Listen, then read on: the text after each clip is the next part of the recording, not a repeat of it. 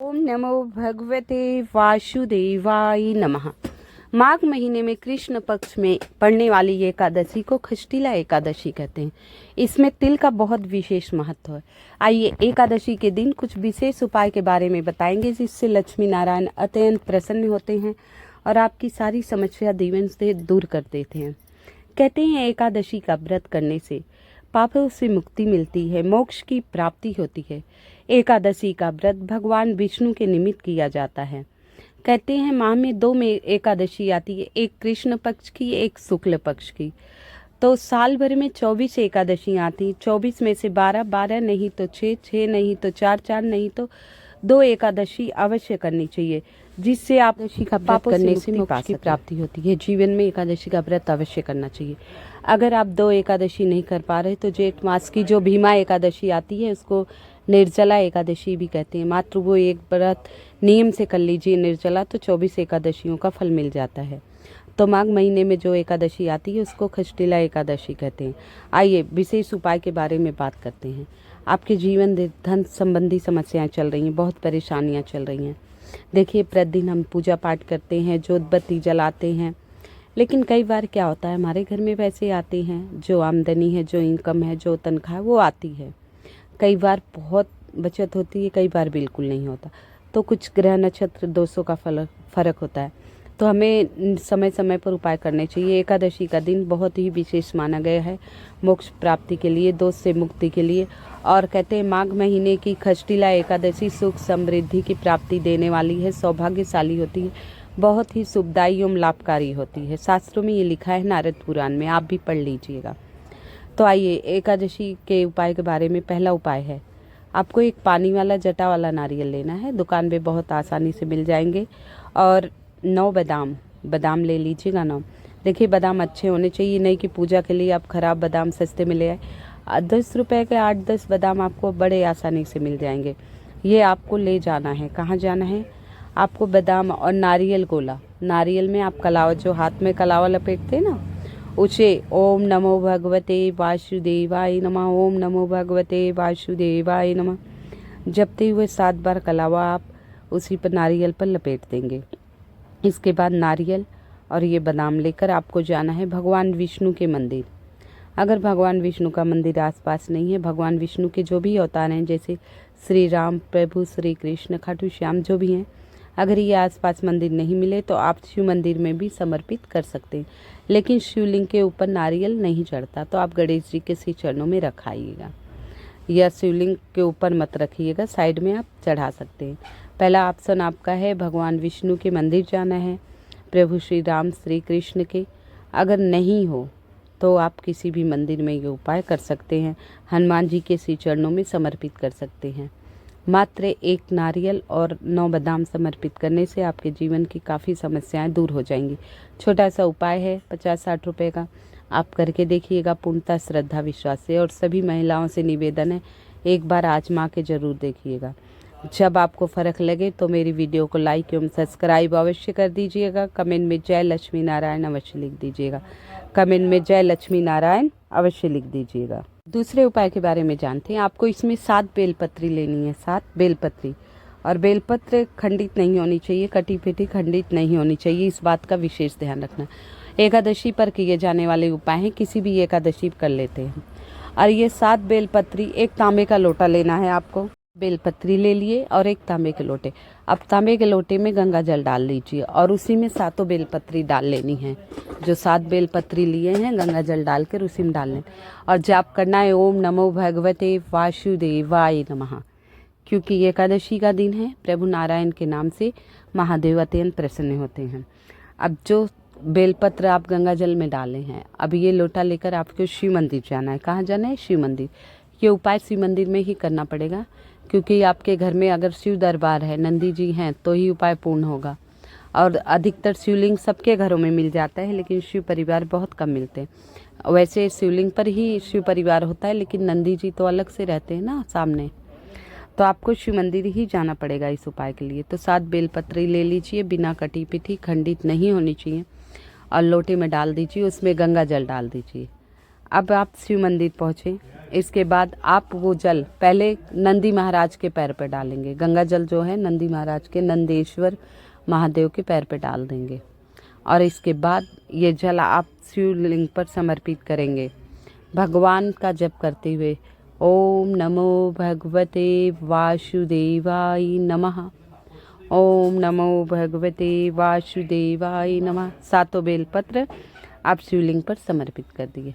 मात्र एकादशी पर यह छोटा सा उपाय कर लीजिए, आपके जीवन से सारे कष्ट, परेशानियां, समस्या दूर हो जाएंगी। देखिए, अभी ये मत सोचिए कि उपाय हम भी करते हैं, काफ़ी समस्याएं आती हैं लेकिन दूर हो जाती हैं। तो धीरे धीरे आप उपाय करेंगे तो आपके जीवन से सारे कष्ट धीरे धीरे दूर होते चले जाएंगे। उपाय पूर्णतः श्रद्धा, विश्वास से करना चाहिए। जब कोई बच्चा पूर्णतः आत्मविश्वास से पढ़ता है तो उसके पेपर अवश्य अच्छा जाता है और रिजल्ट काफ़ी अच्छा आता है। तो वैसे ही उपाय भी पूर्णतः श्रद्धा, विश्वास से करिए तो रिजल्ट बहुत अच्छा आएगा, बहुत ही शुभ होगा। तो ये छोटा सा उपाय है, आशा करती हूँ आप लोगों को पसंद आया होगा। आइए अगला उपाय बहुत ही विशेष, बहुत ही खास है, छोटा सा उपाय है। एकादशी का नाम ही खष्टिला एकादशी है। क्या एकादशी है? खष्टिला।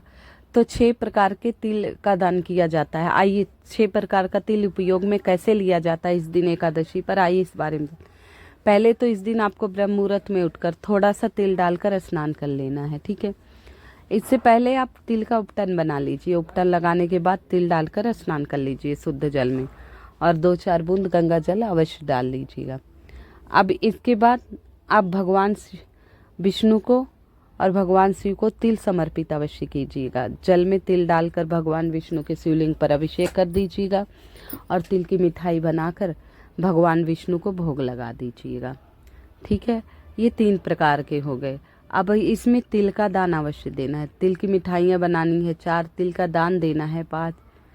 तो ये सब उपाय आपको बहुत ज़्यादा करने हैं। तिल वाला उपाय विशेष तौर उपटन बना लिए, तिल डालकर स्नान कर लिए, तिल का दान दे दिए, तिल भगवान को भोग लगा दिया, तिल की मिठाइयाँ बना लिए।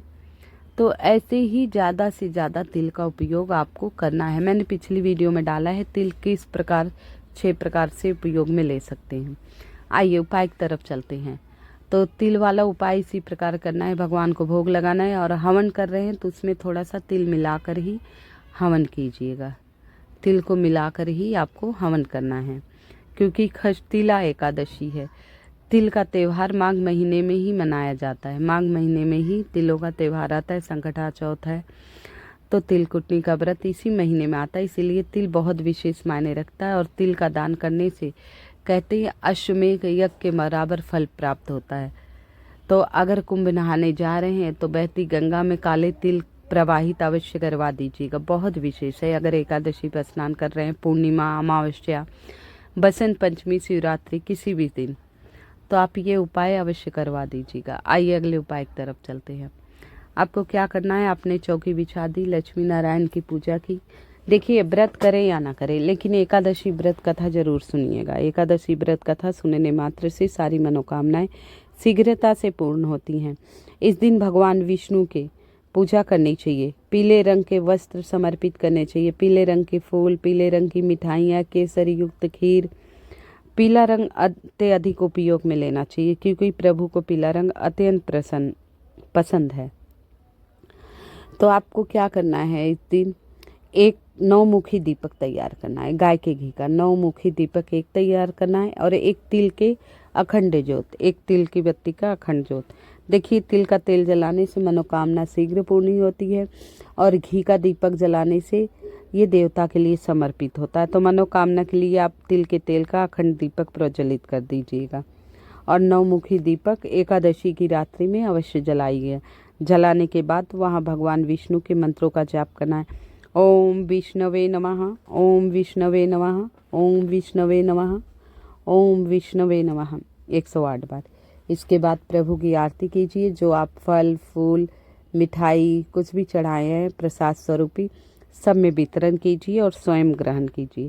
9-मुखी दीपक और तिल के तेल की अखंड बत्ती आप प्रज्वलित करेंगे तो आपके जीवन की सारी बीमारियां दूर हो जाएंगी, सारे संकट दूर हो जाएंगे। तो आपको ये उपाय अवश्य करना है एकादशी के दिन। खष्टिला एकादशी 25 जनवरी को मनाई जाएगी। लग जाएगा 24 जनवरी यानी कल से ही लग जाएगा, लेकिन शाम को 7 बजे, और 25 जनवरी को पूरा दिन है रात 8 बजे तक।